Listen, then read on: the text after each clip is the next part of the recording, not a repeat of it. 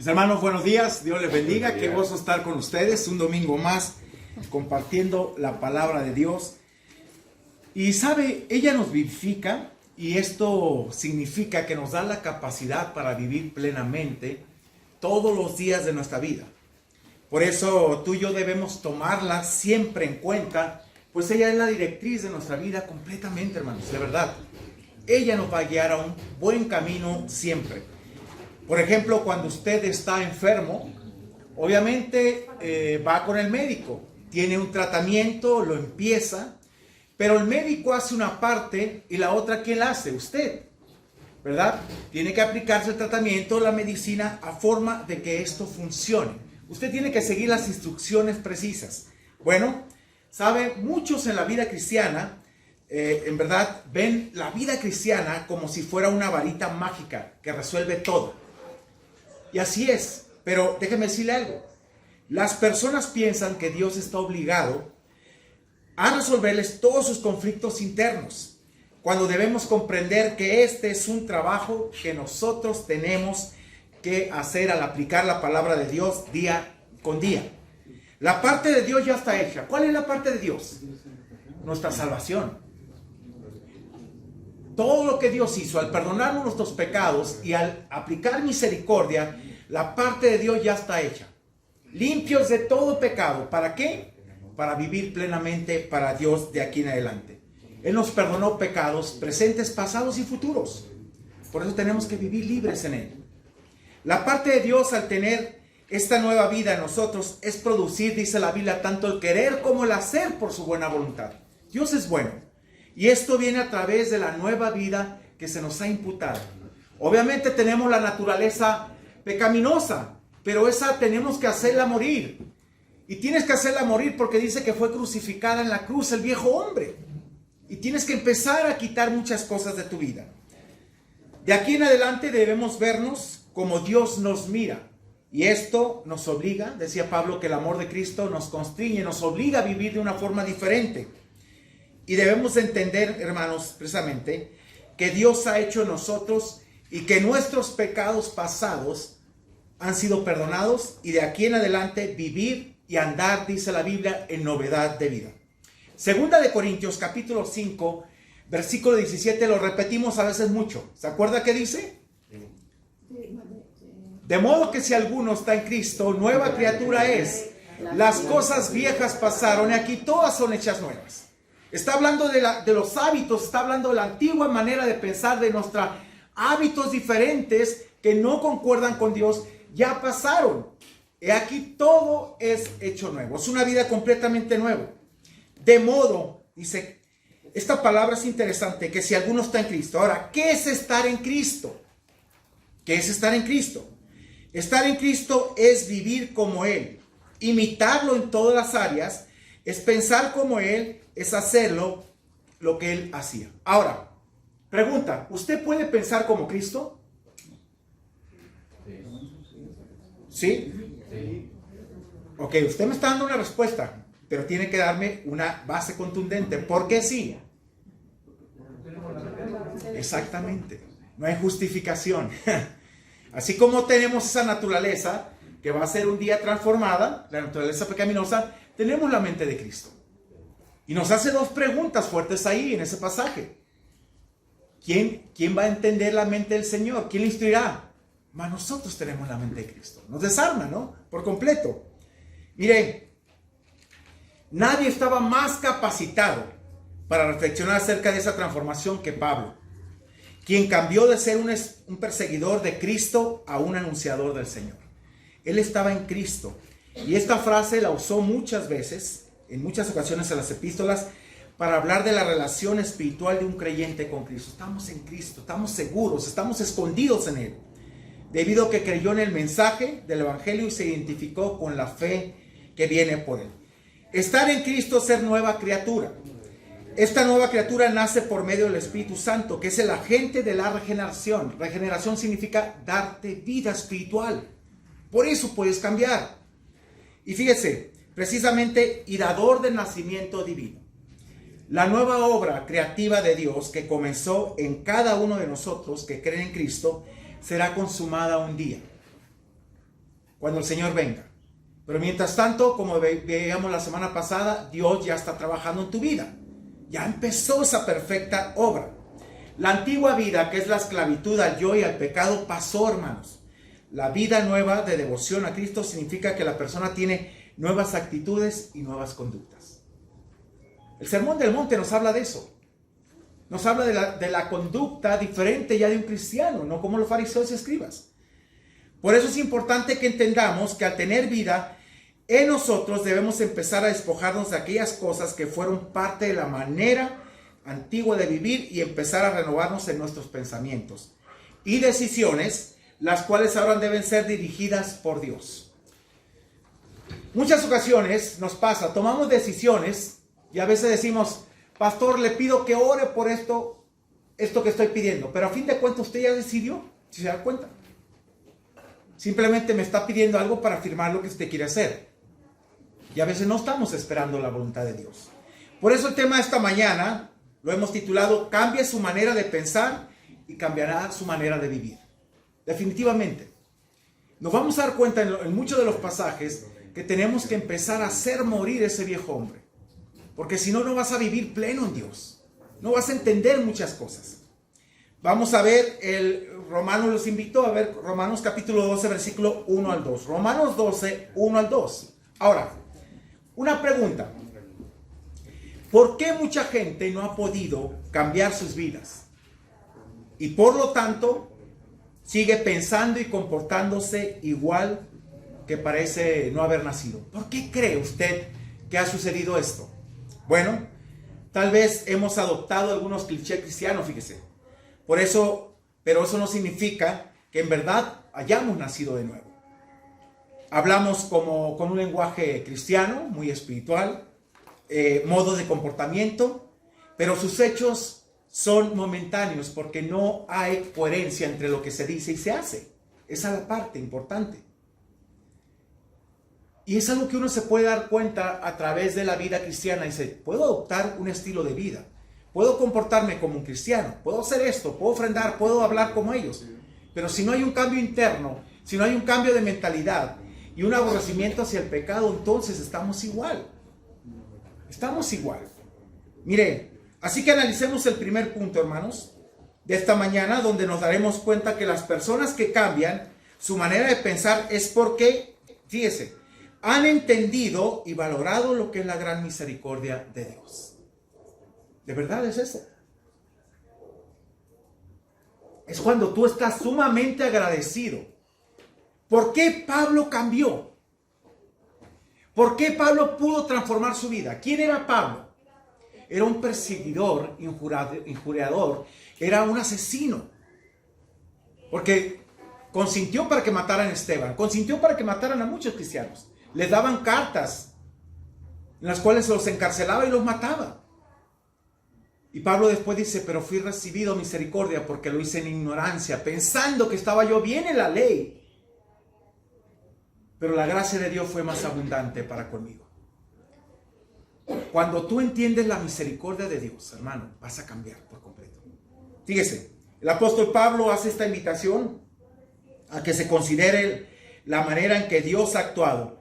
Y ahí en Romanos 12, versículo 1a, vamos a ver esta parte, donde precisamente la misericordia de Dios se muestra desde el inicio de la creación del hombre, cómo Dios quería relacionarse hasta la restauración de Israel, hasta también lo que es la inclusión de los gentiles, para que somos nosotros al reino de Dios. Y vean la exhortación que Pablo hace aquí en el versículo 1a. Así que, hermanos, os ruego. ¿Cuál es el ruego de Pablo? Por las misericordias de Dios. ¿Qué está diciendo Pablo aquí? ¿Por qué ruega esto? Bueno, está diciendo por los 11 capítulos anteriores, en los cuales Dios ha actuado con gran amor y misericordia y ha derramado la gracia sobre nosotros, les ruego por la misericordia de Dios. Ahora, la palabra sí que significa, mejor sería por lo tanto lo que vengo diciendo, y esta expresión, hermanos, señala el resultado del argumento presentado en los capítulos anteriores. Y dice, os ruego, expresa una apelación o exhortación a actuar. Actuar inmediatamente. Y este verbo es usado en un vocabulario militar. Es interesante. donde se exhortaba a los soldados que estaban a punto de entrar en combate a actuar inmediatamente. Pero también dice, por la misericordia de Dios, la compasión y piedad que Dios ha demostrado al proveer todo lo que el hombre necesita para la salvación. ¿No te salvaste a ti mismo? ¿No podías acercarte a Dios? Dios se acercó en un sacrificio perfecto que hizo en la cruz para alcanzarte y llevarte a la presencia del Padre. Y te ruega ahora, exhortándote, animándote por la misericordia que ha tenido para contigo, que hagas, hoy más adelante vamos a ver lo que te pide el Señor. Y te vas a dar cuenta que en verdad cuando has analizado la misericordia de Dios, no puedes resistirte a esto. ¿Ok? La compasión, la piedad. Dice, la implicación es que las misericordias de Dios constituyen el poder a través del cual la exhortación hecha debe afectar la vida del creyente. ¿Por qué Dios me pide que actúe en base a la misericordia? Porque ha sido demasiada. Ahora, ¿creen ustedes que se ha entendido la misericordia de Dios? No. Porque si se entendiera, se actuara diferente, se pensara diferente, se viviera diferente. Pensamos que la misericordia de Dios es obligación de Dios. Y que Él está obligado a perdonarnos y yo hacer lo que quiera. No. No, jamás. Por esa gran misericordia, déjame decirle algo, usted y yo no hemos sido consumidos. Nueva es cada mañana. ¿Qué significa? Que te da la oportunidad de arrepentirte. Que te da la oportunidad de cambiar. ¿Sabe cuál es el problema? Que hemos abusado mucho de la gracia. Porque hemos aprendido y nos han enseñado, 1 Juan 1:9, que si confesamos nuestros pecados, Él es fiel y justo para limpiarnos de toda maldad, para perdonarnos. ¿Licencia para pecar? Simplemente. Dios está obligado. Ya el Espíritu Santo lo podemos traer contristado, apagado, y nosotros, la misericordia sí tiene que actuar. No es así, hermanos, no es así. Tenemos que entender esa misericordia. Uno cambia por la misericordia de Dios, uno piensa diferente por la misericordia de Dios, uno es retado a vivir. Mire, precisamente las personas que valoran la gran misericordia de Dios no se conforman a ser igual. Pablo no se conformó a ser igual, jamás. Desean cambiar sus vidas, viven sumamente agradecidas, saben que Dios actuó con tanta gracia que estarán en deuda por siempre con su Hacedor. ¿Qué dijo Pablo? Deudores somos, no a la carne, para vivir el resto de nuestros días en la carne. Estoy en deuda por siempre, Señor, contigo. No puedo, Señor, quedarme ahí. Y por eso es importante esto. Mire, Dios ha hecho la obra más hermosa de amor y sacrificio por nosotros. Por eso cuando hemos entendido su gran misericordia, escuche esto, será muy notorio en nuestras vidas que no podrás resistirte y ofrecerás a Dios lo que te pide. Así de sencillo. Veamos el versículo 12:1b. Es de suma importancia, hermanos, valorar la gran misericordia de Dios. Creo que el apóstol Pablo le entendió en una forma que rindió su vida completamente a aquel que le dio la oportunidad de serle fiel en el ministerio. Y es bonito. ¿Sabe que él no presentó ninguna excusa al mencionar precisamente lo siguiente? Versículo 1b. Os ruego por la misericordia de Dios, ¿qué cosa? Que presentéis vuestros cuerpos en sacrificio vivo, santo, agradable a Dios, que es vuestro culto racional. Primera parte, que presentéis vuestros cuerpos. ¿Qué significa? Fíjense aquí, la forma verbal presentéis significa presentar. ¿Qué cosa? A Dios nuestro cuerpo. Y dicho vocablo se usaba para expresar la presentación de los sacrificios en el templo. Y el vocablo cuerpo se refiere a una forma simbólica para hablar de la totalidad de la persona. En sacrificio vivo, en total obediencia, en total entrega, en una pasión desbordante, te entregues a Dios. Sin reservas prácticamente. Es lo que está diciendo. Y el creyente no solo debe presentar su cuerpo, sino todo su ser delante de ¿quién? Delante de Dios. porque lo merece.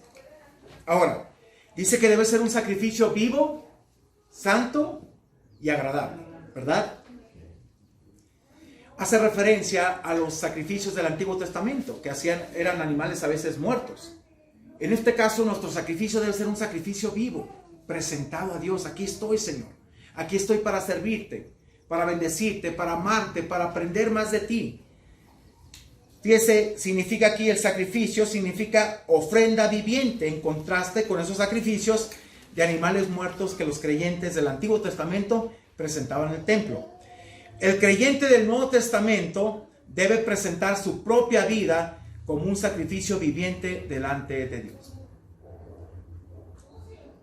Ahora, ¿cómo Dios puede usar nuestra vida si no nos presentamos a Él sacrificio vivo? ¿Cómo? ¿Cómo la va a usar? ¿Cómo usó la vida de Pablo? En una forma increíble. Si te das cuenta, fue mayor que los otros apóstoles. Y él mismo lo dijo, y he trabajado más que todos ellos. Pero fíjese qué humilde era este hombre, pero no yo, sino la gracia de Dios en mí. Valoraba la gracia, valoraba lo que hacía para Dios. ¿Se acuerdan cuando aquel hombre fue a orar por él y le dijo, Señor, pero ¿cómo es posible si este hombre ha perseguido a tu iglesia? ¿Y qué le dijo? Pues ahora le voy a mostrar cuánto ha de sufrir por causa de mi nombre. Y cuando él daba testimonio, hablaba de todas esas cosas y hablaba con pasión de Cristo. Él estaba en un hotel de 5 estrellas predicando, ¿verdad? No, estaba en una cárcel y el lodo hasta las rodillas un poco más. Y ahí pudo escribir las 13 cartas más preciosas que pueda haber. Eso se llama pasión y amor por Dios. Eso es un cambio por completo. Pablo no se limitó en ningún sentido, al contrario, entendió la misericordia, la gracia de Dios y vivió bajo esa gracia. Por eso la gracia de Dios y la misericordia nos insta a ser diferentes, hermanos. No podemos. Y ahorita te vas a dar cuenta de muchos pasajes, te voy a tocar algunos pasajes que te invita el Señor a empezar a morir a ti mismo. Y tienes que hacerlo. ¿Ok?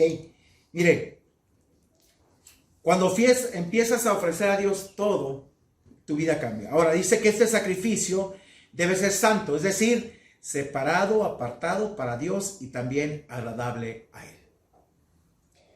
El viernes yo les compartí a los hermanos la idea que tenemos a veces. Ay, pastor, me dicen, a pesar de mi vida llena de cochinero y pecado, Dios me sigue usando.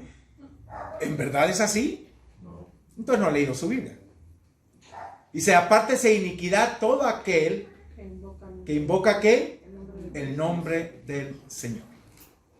Ahí te desarma por completo. Debe ser un sacrificio santo, apartado. Y dice que es vuestro culto racional. La idea del versículo es que la presentación de la vida del creyente ante Dios como un sacrificio viviente, santo, agradable a Él, es la adoración espiritual que debe ofrecerse al Señor.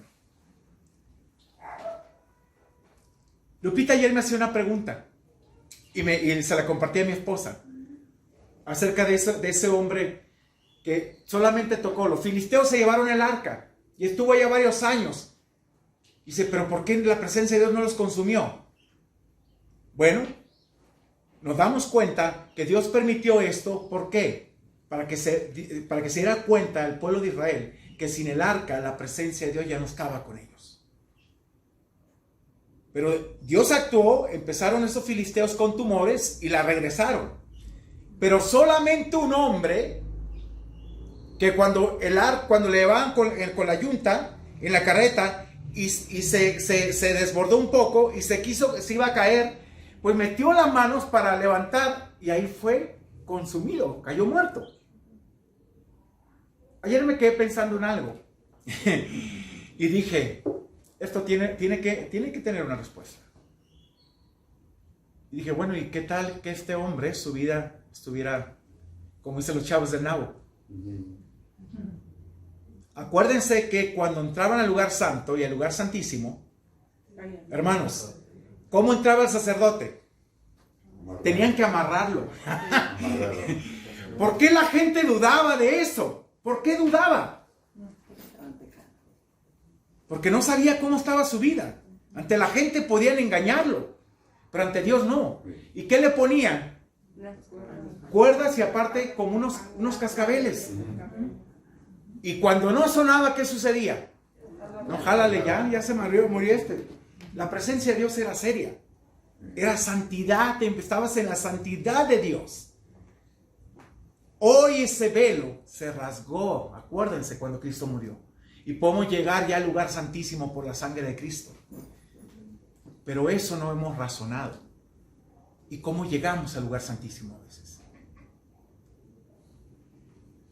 Porque la gracia se derramó sobre la persona de Cristo y sobre nosotros. Eso es un motivo para vivir diferente, hermanos. Mire, cuando empezamos a ofrecer a Dios tu vida, cada día, no querrás que pare la obra en ti. Te darás cuenta que en Él está todo lo mejor y lo excelente para tu vida, y que vas a experimentar esta única manera transformadora en la cual Dios puede cambiar tu vida. Y es única. Hermanos, tenemos esta vida aquí, es única. Y no ser transformados en esta parte significa pérdida de tiempo. Baste ya el tiempo pasado, dice Pedro, de haber hecho lo que agradaba a los gentiles. Es ya párale. Vive diferente. Y aquí veremos el último punto, donde al rendirte a Dios es porque estás convencido de que será una experiencia única y transformadora al empezar a cambiar tu forma de vivir y de pensar. Romanos 12:2. Aquí nos da un mandato negativo. Ahora, déjeme explicarle algo. Los no de Dios siempre van a ser una advertencia para tu vida. Y son buenos. No te afanes, no esto. Aquí te dice, no te conformes. No os conforméis, ¿qué? A este siglo. Si no, es el contraste, transformaos. ¿Cómo? ¿Por medio de dónde? ¿A dónde apela? A la mente. Ahora, ¿para qué? Comprobar cuál sea la voluntad de Dios. Si tú no te transformas aquí y aquí, ¿vas a comprobar la buena voluntad de Dios? No la vas a conocer. No la vas a conocer. Vimos los gigantes de la fe. ¿Cómo conocieron la voluntad de Dios? ¿Qué tuvieron que hacer? Transformar su manera de pensar. Obedecer. Poner toda su vista ¿dónde? En el cielo. Mire, la palabra primero. No os conforméis a este siglo. Aquí la forma verbal conforméis es un mandato. No es opcional. No te conformes a este siglo. Y la idea de dicha forma verbal es pedir que se deje de hacer lo que se está haciendo. Ya como un estilo de vida para de estar viviendo ¿para quién? Para el mundo. Y el verbo comporta la idea de una transformación externa y superficial. La forma compuesta de dicho verbo sugiere la idea de moldearse según un patrón. La objeción que el apóstol Pablo hace aquí es que el molde, ¿quién es? El mundo. Lo que te ofrece el mundo. Y vivimos más conformados a lo que el mundo dictamina que a lo que la palabra de Dios dictamina. La influencia de este siglo, hermanos, es decir, la moda o las actividades del mundo ejercen sobre los creyentes. Y siempre estamos siendo influenciados por el mundo, ¿sí o no? ¿Cuál es el olor que usted debe despedir en esta vida? El olor de Cristo. La fragancia de Cristo, día con día. Es interesante, hermanos. Veamos el contraste que Pablo menciona aquí. No os conforméis. Ok, ¿por qué no me debo conformar? ¿Qué tengo que hacer, Señor? Dice, sino transformaos. Esta frase sugiere un contraste enfático y el verbo compuesto metamorfeo implica un cambio interior. Algunos estamos tan feos que sintamos este metamorfeo, ¿no? No es eso, hermano. Yo sé que es broma, pero algunos estamos requiriendo un cambio ya inmediato en nuestras vidas. Urgente. Porque no hemos cambiado.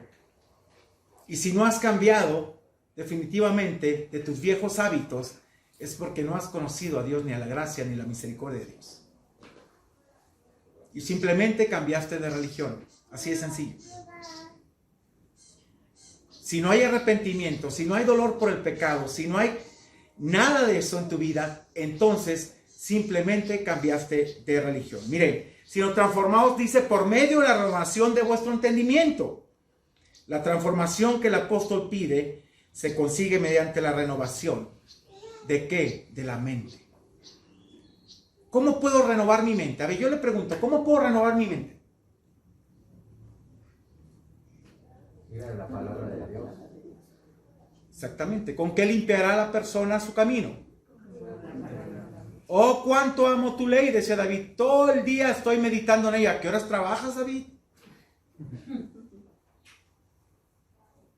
Hay gente que, no, pastor, yo no puedo hacer esto, tengo que trabajar. Y nuestro hermano Sotero nos compartía algo. Decía, a pesar de que yo estoy trabajando y todo el tiempo tengo ocupada mi mente, también la tengo ocupada en Dios pidiendo sabiduría para hacer todas las cosas. Eso es meditar en la palabra de Dios. Eso es tomarlo en cuenta día con día. Tu vida es más exitosa, tu vida es plena, tu vida tiene sentido cuando tomas a Dios en cuenta. Por eso dice esta parte, por medio de la transformación de vuestro entendimiento. Ahora, en esto hay un propósito clave que mucha gente no ha entendido. ¿Por qué tenemos que renovar nuestra mente? Ahí lo dice el pasaje. Para que comprobéis. ¿Qué voy a comprobar? Fíjense lo que significa esta palabra. La forma verbal comprobéis significa someter algo a prueba. ¿Cuándo has sometido a prueba, en verdad, la buena voluntad de Dios? De verdad, hermanos, ¿cuándo la hemos sometido a prueba? Cuando estás dispuesto a renovar tu mente. Ahí empiezas a darte cuenta que en verdad estás sometiendo y comprobando que la voluntad de Dios es buena. Fíjese, dice someter a prueba, examinar, aprobar, tomar una decisión después de haber examinado algo. Es decir, es bueno esto, lo puedo hacer, es necesario para mi vida, miren lo que me estoy perdiendo. Hay muchos cristianos hoy en día que se están perdiendo tantas cosas maravillosas de Dios porque no han renovado sus mentes. Siguen todavía con la mente carnal, con la mente del viejo hombre y no con la mente del nuevo hombre en Cristo. Porque tenemos la mente de Cristo, ¿no? Lo dice la Biblia. ¿La tenemos, sí o no? Sí. ¿Y usted la cree? Sí. ¿Y por qué no la empezamos a ejercer? Hermanos, yo le platicaba ayer a mis alumnos, precisamente, cuando a los 21 años el Señor me alcanzó y yo salí del alcoholismo. Yo recuerdo que mi primera Navidad que quise pasar fue en la casa de mi pastor. Y llego a su casa y lo primero que me dicen sus hijas, Robero, ¿qué quieres tomar? ¿Qué tienes? Tenemos bucanas, chivarriga, vino, cerveza, tequila, ponche, ¿o quieres este refresco? Dame refresco. Hermanos, yo pude irme de bruces y deslizarme tremendamente ante esas cosas, porque pude decir, hermanos, ay caray, tengo permiso. Se permite, en la vida cristiana se permite. Pero sabe, el Espíritu Santo me hizo ver con tanta convicción que ya no era correcto. Y dije, ¿sabes qué? No. Ándale, no tiene de malo. No. Si salí de esto, ¿cómo? Hermanos, ellos pudieron hacer piedra de tropiezo para mi vida tremendamente. No dejé eso. El Espíritu Santo me hizo sentir que no. Y ¿sabe una cosa? Me empecé a dar cuenta que no. Que eso ya Dios no lo quería. Definitivamente. Me fue muy difícil a veces dejar la música, sobre todo. Déjeme contarle algo. En una ocasión, yo acababa de reparar mi carro, le metí un motor nuevo. El carro no le fallaba nada. Era un carro tipo deportivo, con su estéreo, su ecualizador y su cajonzote hacia atrás, como se usa en el norte, ¿no? Y ese día, yo ya me había convertido al Señor, tenía unos meses. Me invitaron unos amigos a la playa. Oye, ven, que acá vamos a estar. Y digo, sí. Tráete el carro para el sonido y todo. A 3 cuadras se quedó el carro. Y no quería prender, y no quería prender, y le daba, y nada. Le hablé al mecánico, vino y dijo, no es corriente, tiene gasolina, no tiene, Roberto, no sé qué sea. Dije, pues no sea mala onda, empújame a la casa. Pues ya no fui. Era sábado. Otro día temprano, a las 10 de la mañana tenía que estar en la iglesia. Me subo al carro, le di, ¡bum! Ese día entendí que Dios ya no me quería ir. Ese día entendí que Dios ya no me quería en las cosas viejas. Y las abandoné. ¿Me quitó el carro? Sí. Y me quitó el carro evangelizando. Fui a compartirle a un amigo, lo invité a la iglesia. Y cuando estábamos allá en su casa, me presentó a un vecino. Dice, oye, muchacho, ¿no sabes quién vende el carro? ¿Un carro? Y yo dije, pues le vendo el mío. A ver, bajamos. ¿Cuánto quieres? $1,000 por él. Acabo de meter el motor, esto y esto. ¿Y me lo das así? Sí. Te doy 900 ahorita, sale. Fuimos a la casa, los papeles, firmamos todo. Y me fui a pie a la iglesia. Y Dios me empezó a quitar todo, hermanos. ¿Cómo? Ahora tenía más de 400 cassettes de música de toda. Más norteña que nada. ¿Qué hice? Desechar, regalar. ¿Y ahora qué hago? ¿Qué hago, Dios? Sentí un vacío. Empecé a tocar guitarra y a componer alabanzas, hermanos. Y Dios me quitó eso. Y por la gloria de Dios hice más de 50 alabanzas que todavía algunas tocan en la iglesia. Amén. Y sabe una de las cosas, Dios te va cambiando. Dios te va transformando. Para que comprobéis. Este vocablo se usa en Romanos 1:28 tocante al hecho de que los hombres probaron a Dios y decidieron apartarse a Él. Tuvieron la oportunidad de ser humano. Y cuando no, cuanto no tomaron en cuenta a Dios, ¿qué hizo Dios? ¿Qué hace Dios cuando no quieres tomarlo en cuenta? Está a un lado. Te hace un lado, te abandona. Te abandona, te dice, ok, vive de acuerdo a tus criterios, vive de acuerdo a tus pensamientos. Y ahí es donde viene el desliz del hombre, tremendamente. Hermanos, fíjese, Pablo usa dicha frase aquí con el fin de indicar propósito. La renovación de la mente del creyente es con el propósito de que compruebe que la voluntad de Dios es buena intrínsecamente, agradable y perfecta, es decir, realiza su propósito de manera completa y final. Y el apóstol Pablo, fíjese, apela a la mente, porque ahí es donde empezamos a construir la nueva mentalidad que debemos adoptar del nuevo hombre. La Biblia nos habla de actitudes que entristecen al Espíritu Santo. Mucha gente toma estas actitudes. Cuando yo escuché, ¿te acuerdas la alabanza de Marcos Witt, levántate? Espíritu de temor, oye, espíritu. No son espíritus, hermanos, no son demonios. No puede un demonio habitar en la vida de un cristiano. Son actitudes del viejo hombre que tenemos que cambiar. Vea lo que nos dice el apóstol Pablo, hermanos, por favor, ahí en Efesios capítulo 4, versículos 31 y 32. Nos invita a despojarnos de los malos hábitos que hemos adquirido de nuestra vieja vida y que deben ser arrancados de raíz. Usted ha estudiado el pasaje cuando dice que si tu pie, tu ojo te es ocasión de caer, tu mano, tu pie, si te es ocasión de caer, sácalo de ti. ¿Es literal? Imagínese cuánto cojo, cuánto ciego, cuánto tuerto estuviera aquí. Imagínese. El pasaje está diciendo, así como te lo haría perder un miembro, debes de arrancar de tu vida el pecado. Definitivamente. Vean lo que dice Pablo aquí. ¿Ya lo tenemos? Ya. Quítense. ¿Qué acción genera esto? ¿A quién lo tiene que hacer? Nosotros. ¿Qué tienes que quitar de ti? Amargura.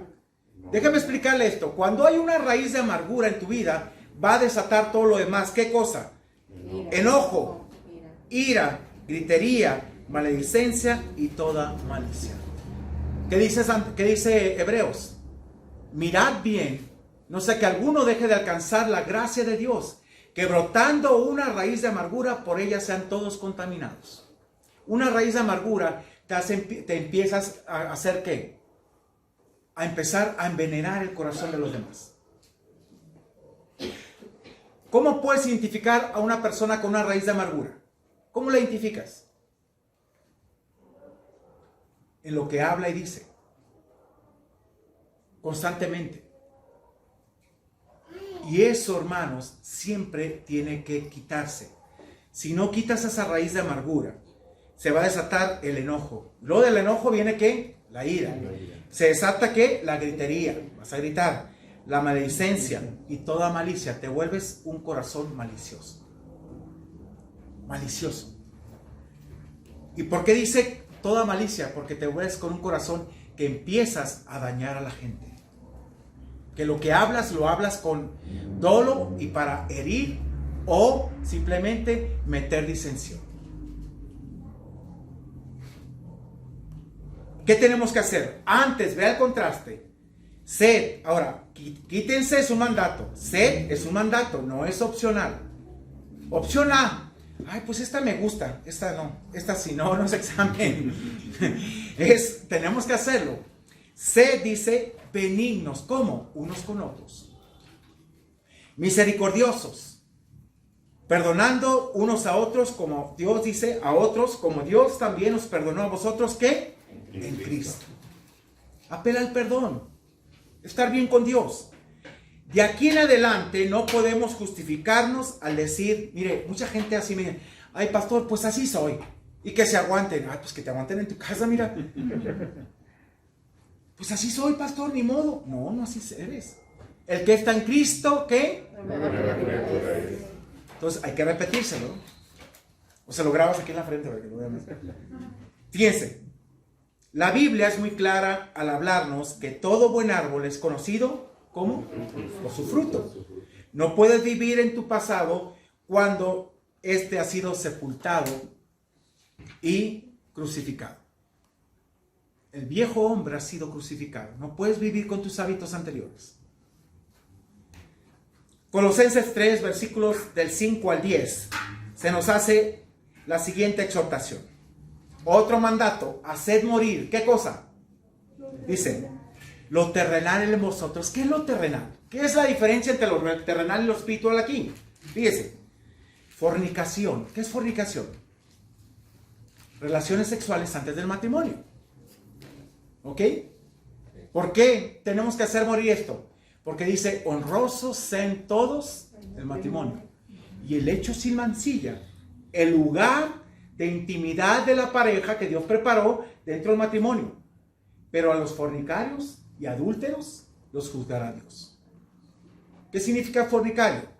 Una persona, ay mira una Catarina, una persona que está teniendo relaciones antes del matrimonio. Y el adúltero es que no está casado, o está casado más bien, y está adulterando con una persona que no debe cuando está casado. Y que no solamente lo físico, también puede ser ver pornografía. Tiene que ver en la mente. Exactamente. La doble vista, ¿no? Ves pasar una muchacha y la ves ahí, pero ya está ahí complicado. ¿Qué dijo Job? He hecho pacto con mis ojos que no miraré a ninguna doncella. Esa parte, hermanos, tenemos que empezar. Mire lo que dice. Impurezas, pasiones desordenadas, malos deseos y avaricia. Pasiones desordenadas. Llega un momento que puedes tener una mente tan promiscua. Cuando yo era niño, entre 8 y 9 años, tuvimos un familiar que tenía un altero de revistas pornográficas. Y empezó todo a mostrar. ¿Sabe que la primera imagen queda aquí, en la parte frontal? Yo no sabía, después lo estudié. ¿Y cómo afecta para quitar esas imágenes? ¿Y cómo te afecta esa parte? Pero en Cristo puedes vencer todo eso. En Cristo lo puedes vencer. Vivir con el espíritu contristado es muy triste. Yo viví muchos años así, hermanos. Con sentido de culpa, con muchas cosas, pero por mi misma situación. Pero Cristo te liberta de todo eso. Cristo te liberta. Dice aquí, ¿qué es idolatría? Cosas por las cuales la ira de Dios viene sobre los hijos de desobediencia. Cuando éramos hijos de desobediencia, no hijos de Dios. Éramos hijos de la mala vida. Mire, en los cuales, ponga atención a esa palabra, por favor, y circúlela. En los cuales vosotros también, ¿qué? Ya es tiempo pasado. Cuando vivías en ellas, ya no. Y antes estabas muerto en delitos y pecados, ya no. Tienes vida en Dios. Ya no puedes vivir en ellas. Y dice aquí, pero ahora, dejad también vosotros todas estas cosas. Es otro mandato. ¿Qué cosa? Ira, enojo, malicia, blasfemia, palabras deshonestas de vuestra boca. No mintáis los unos a los otros. Es muy fácil mentir. Es muy fácil a veces. Hermano, ¿por qué no ves? Ay, hermano, es que tuve esto. No es cierto, te quedaste dormido. No es verdad, no quisiste. Y fíjense, dice aquí, habiendo despojado del viejo hombre con sus hechos y revestido del nuevo, el cual conforme la imagen del que lo creó, ¿qué dice? Se va ¿qué? Renovando hasta el conocimiento pleno. ¿Por qué no nos podemos renovar a veces? ¿Por qué no podemos renovarnos? No es porque no podamos, no queremos. Porque Dios produce tanto el querer como el hacer por su buena voluntad. Porque tienes vida.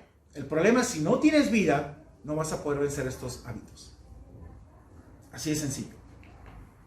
Estás muerto en delitos y pecados. Una persona muerta en delitos y pecados no conoce a Cristo. ¿Ok? Miren, las cosas son sencillas y creo que el versículo enseguida nos define en dónde estamos en este momento. Lucas 6:45. Vean lo que dice. El hombre bueno, y no se refiere a que sea bueno por naturaleza, sino que ha sido cambiado y transformado por Dios. El hombre bueno, del buen tesoro de su corazón saca ¿qué? Lo bueno. Y el hombre malo, del mal tesoro de su corazón saca lo malo. ¿Y saben por qué? Ahí subraya esa palabra, por qué y todo.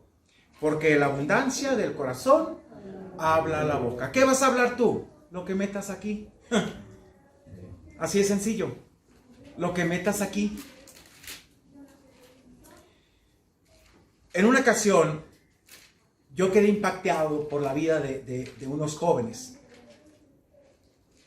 En su forma de hablar, todo, y la verdad que me impactó. Eran de índole carismática. Y yo quería eso.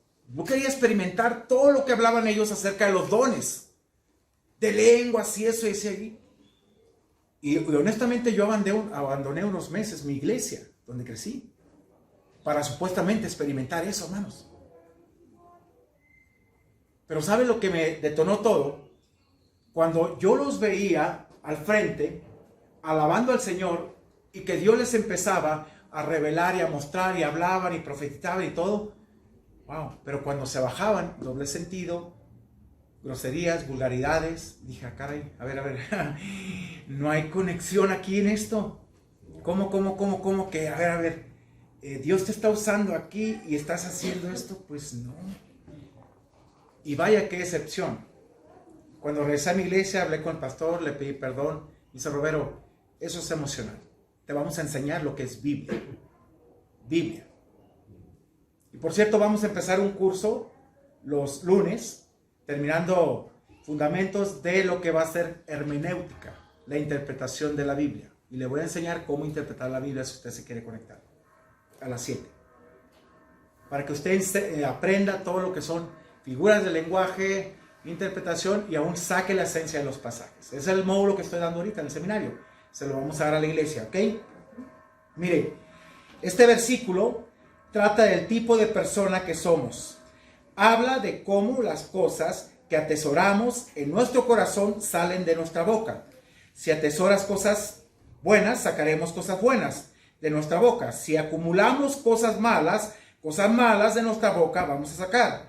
Este es un recordatorio de que debemos tener cuidado con lo que ponemos en nuestro corazón, porque se manifestará tarde o temprano las palabras y acciones. Sobre toda cosa guardada, ¿qué dice? Guarda tu corazón, porque de él mana la vida. Yo ahorita estoy trabajando mucho con mis hijos, y más con Caleb, diciéndole, no quiero que seas una copia, hijo, de los demás. mucha gente para que te acepte en la escuela, en la secundaria, en la prepa, donde estés, tienes que comportarte como ellos para que te... No, tú eres original, no eres una copia de nadie.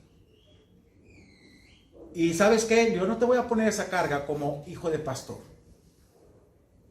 Tú tienes que ser consciente de que a quien ofendes es a Dios. En esa parte. Y es algo que tenemos que ver, hermanos. Miren, así que no hay excusa. Tú escoges cómo vivir. Si tu manera de pensar cambia, entonces tu forma de actuar cambiará. Tú decides. Por eso te invito a que escojas qué opciones y acciones tomarás. Te voy a dar una lista ahorita. Tu actitud lo determina todo. Primero, escogerás tener propósito o falta de objetivos. ¿Quieres saber tu propósito en la tierra? Bueno, ahí está en Efesios 1, capítulo 1 del 3 al 14. Ahí está todo. No puedes decir, Dios no me dio. ¿Perseverarás en tu vida o vivirás en derrota? ¿Qué le dijo Dios a Josué? Mira que te mando que te esfuerces, seas valiente, no temas ni desmayes, porque Jehová tu Dios estará ¿qué? Contigo. ¿Qué vas a escoger? ¿Escogerás vivir en confianza o preocupación? Por nada estéis afanosos, si no sean conocidas vuestras peticiones delante de Dios, con toda oración y ruego y acción de gracias. Y la paz de Dios que sobrepasa todo entendimiento, guardará vuestros pensamientos y vuestro corazón y vuestros pensamientos en Cristo. ¿Escogerás vivir en arrepentimiento o culpabilidad? El que encubre su pecado, dice, no prosperará. Mas el que lo confiesa y se aparta, alcanzará misericordia. ¿Escogerás paz o tensión? Tú guardarás en completa paz aquel cuyo pensamiento en ti persevera. Es la parte prometedora de Dios. Tú, Dios, guardarás en completa paz aquel cuyo pensamiento en ti persevera. Confiad en Jehová perpetuamente, porque en Jehová está la fortaleza de los siglos. ¿Escogerás contentamiento o codicia? Sean vuestras costumbres sin avaricia, contentos con lo que tenéis ahora, porque Él dijo, nunca te desampararé ni te dejaré. Por lo cual podemos decir, el Señor es mi sustentador. ¿Escogerás el perdón o la amargura? Si no perdonáis sus ofensas a las personas, Dios no te perdona. Y vivir sin perdón es difícil, hermano. ¿Escogerás ser diligente o perezoso?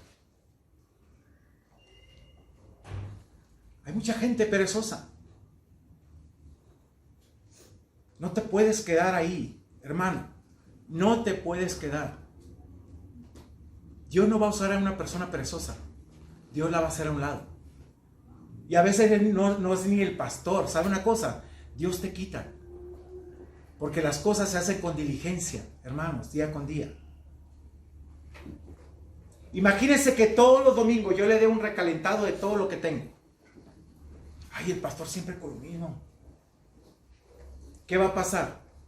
No, estamos buscando los temas relevantes de lo que está pasando y que la iglesia tiene que despertar, hermanos, en esa parte. Humildad o orgullo. Ninguno tenga un alto concepto más del que debe tener, sino piense de sí con cordura. No, yo soy el pastor, están para servir. No, no es cierto. Estoy para servir también. Cristo vino a servir, yo tengo que seguir ese ejemplo. ¿Escogerás compañerismo o la soledad? Mira cuán bueno y delicioso es habitar los hermanos juntos en armonía. Si esto no lo ves tú, te vas a perder de las cosas. La iglesia tiene que entender esa parte, la armonía. O escogerás la comunión con Dios o el aislamiento. ¿Quién se aísla? Busque ese pasaje, 1 Juan 1:7. Por favor, lo vamos a leer todos. Y con esto vamos a concluir.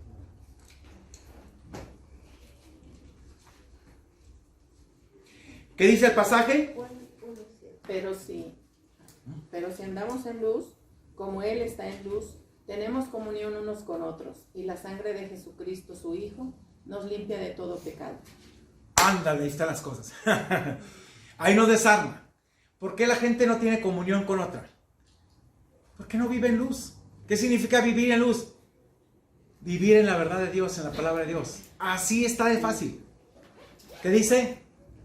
Como Él está en luz, tenemos que comunión los unos a los otros. ¿Por qué no se da la comunión? Porque todavía queremos vivir en tinieblas. Hermanos, la Biblia siempre nos va a desarmar. Tú puedes decir, no, es que el pastor no me habló. ¿Y cuándo le hablan al pastor? Les voy a después predicar lo que es el concepto que tenemos de pastorear. La gente, el concepto que tiene. Yo no te puedo meter el alimento a la boca. Llevarte, ¿y quién se alimenta? Las ovejitas. Tú tienes que tomar las cosas, pero si no las tomas, imagínate que yo esté diario, hermano, ya leyó su Biblia, ya hizo su devocional. Pastor, pues usted tiene que pastorearme. Digo, no, esas son sus obligaciones delante de Dios, no es mía.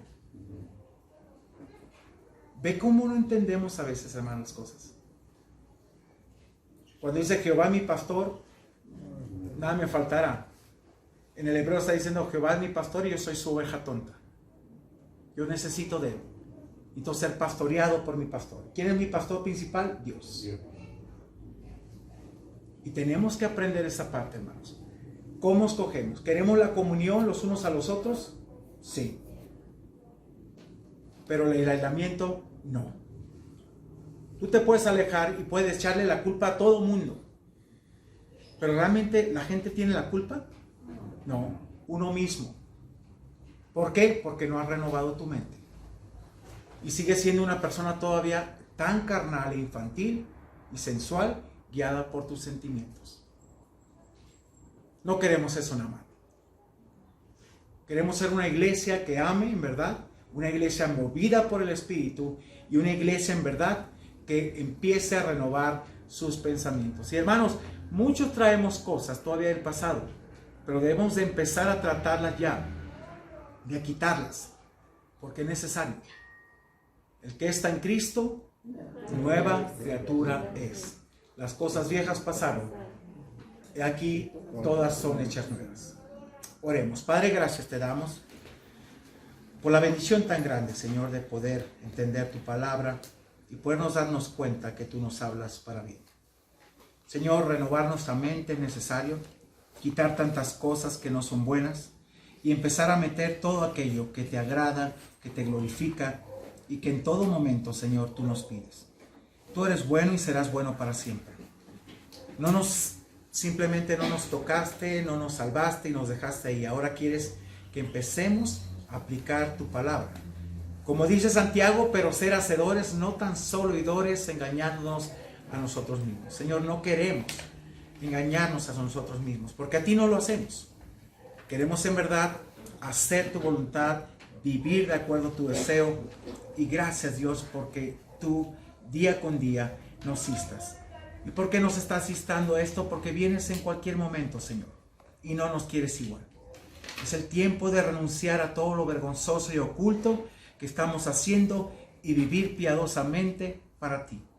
Señor, como dijo David, saca toda la luz aquello que no te agrade, exponlo delante de nosotros, que seamos conscientes, que lo confesemos, pidamos perdón y en verdad ser restaurados por ti a esa comunión. Con amor eterno, dice tu palabra, nos has amado. Por tanto, nos has prolongado tu misericordia. Pero habrá un día, Señor, donde esa misericordia termine, donde esa gracia, Señor, termine, donde ese tiempo, Señor, de restauración, de perdón, se termine y sea muy tarde para arrepentimiento. Por eso te pedimos, Señor, hoy, perdón por nuestros pecados, arrepentimiento de verdad por todo lo que he estado haciendo, justificándome delante de ti, que no es bueno. Te pido perdón por mis pecados, te pido perdón, en verdad, quiero conocerte, quiero transformar mi mente, No quiero tener un conocimiento intelectual de ti, quiero tener un conocimiento plasmado en el corazón y un conocimiento en el cual llegue a este corazón de carne y no de piedra. Habrá alguien aquí que hoy diga: Señor, yo quiero cambiar mi vida. Me arrepiento de corazón, Señor. De verdad he estado haciendo cosas que no te agradan. He estado haciendo cosas que no son dignas. Y estoy viviendo en error, Señor. Me arrepiento de corazón. Habrá alguien que diga: Señor, yo quiero ser perdonado. Yo quiero ser restaurado. Yo quiero ser cambiado en el poder de tu sangre preciosa y por el sacrificio de Cristo. Habrá alguien aquí que quiera y diga al Señor: no tenga miedo, levante su mano delante de Él. Vamos a orar. Señor, gracias por este tiempo tan especial. Tú eres bueno, gracias por tu palabra. Día con día nos renuevas y nos cambias, y te pido, Padre, en el nombre de Jesús, que tú sigas obrando tu perfecta voluntad. En cualquier momento dice tu palabra que vendrás por nosotros, y Padre, estamos preparados para ti. Sí, Señor, como decía Juan, ven pronto, porque te necesitamos. A ti sea la alabanza y la gloria, y gracias por este tiempo, en el nombre precioso de Cristo Jesús. Amén y amén. Que Dios les bendiga.